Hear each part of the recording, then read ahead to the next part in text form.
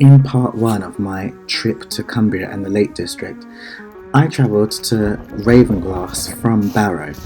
Then I travelled up on the Ravenglass and Estelle Railway to Dalegarth and had a mini adventure trying to get back on the very last train. Okay, so my train back to Barrow has been cancelled, so I'm gonna have to wait to the next one. I headed back to Ravenglass for a drink at the pub to wait for the train. But when I got back to the station, I didn't realise that this was going to be the last train of the day. Okay, you guys, so I made it back in time and just waiting now for the train to arrive. Okay, so it's 6:50. The train's still not here, but I'm sure it will be. Yeah, I don't quite think it's on time. Okay. Ooh, they are not playing. There are no more trains. Cha. No, because the train didn't come. I've been here all this time. Well, it's now 6:56 and there's no train. I'm sure it's going to turn up and I'm not going to be stood here on the station by myself until tomorrow morning.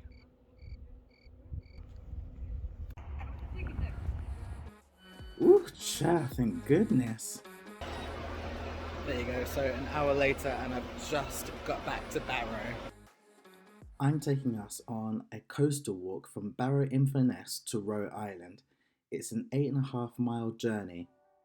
What could go wrong? I'm staying at the Duke of Edinburgh Hotel in Barrow. Let me show you my room. I paid £75 a night for this master suite, and it's just so beautiful. The ceilings were tall, I had a lovely bath, and it's 5 minutes from the station. So it's day 2 and I'm gonna make my way from my hotel to Roa Island. In order to get to the coast, we need to take a walk through Barrow town centre.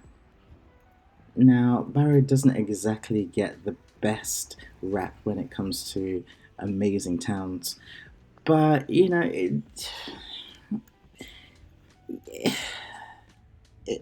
it's a town. Okay, but hear me out. Like, it has got some amazing links to walking trails, so there you go. Oof, I tried. Anyway, so I headed towards Morrison's and that took me towards the docks, and as you can see, it is absolutely stunning. But I was feeling a little bit peckish, so I decided to try and beat my anxiety and try and eat by myself in a cafe.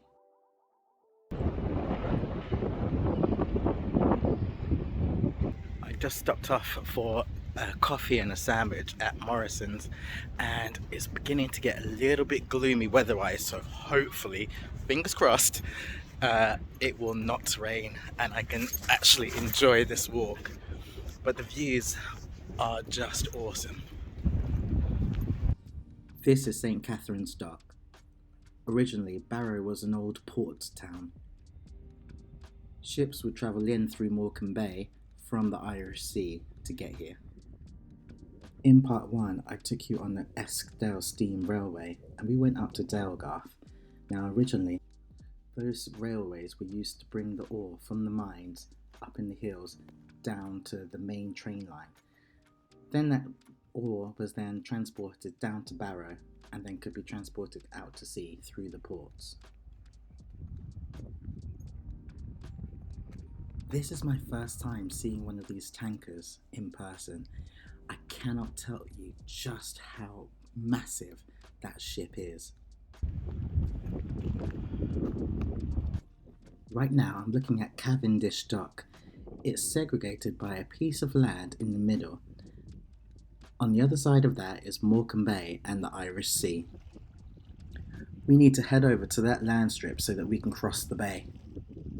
The wind was really beginning to pick up, but I tried to not let it distract me too much.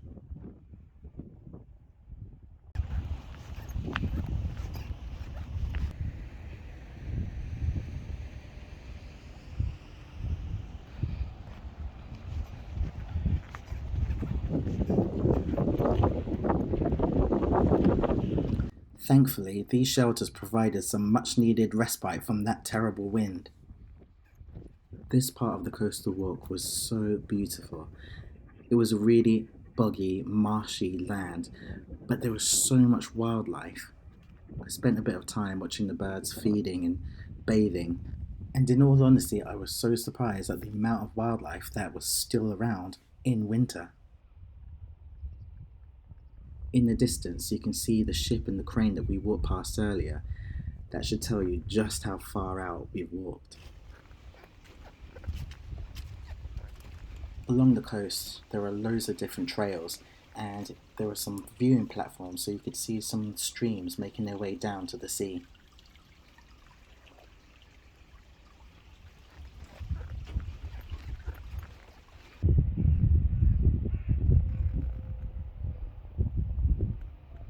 I've managed this whole weekend to avoid the rain, and right at the very last minute, the heavens are beginning to open.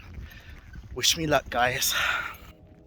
The rain began to get heavier and heavier, and I decided to get a little bit closer to the edge just to have a look and see whereabouts I am and how far I've got left to go.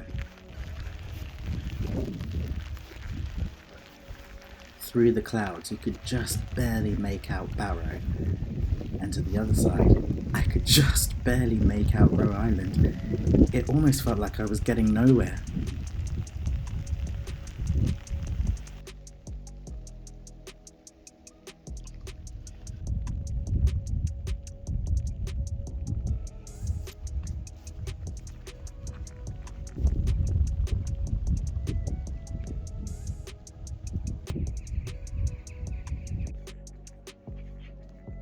I eventually made it to Rampside, which is just before Roa Island.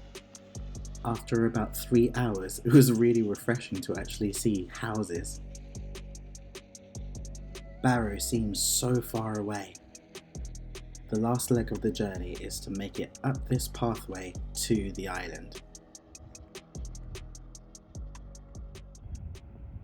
Once again, the sea was either side of me, but it was really cool because there were some little shipwrecks next to the pathway.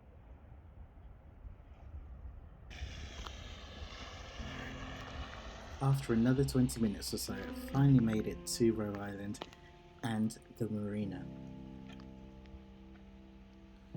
Originally, this was a true island, but in 1847 the causeway was built in order to connect it to the mainland.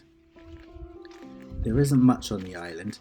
There's a cafe, a hotel, and also a population of around about 100 or so people.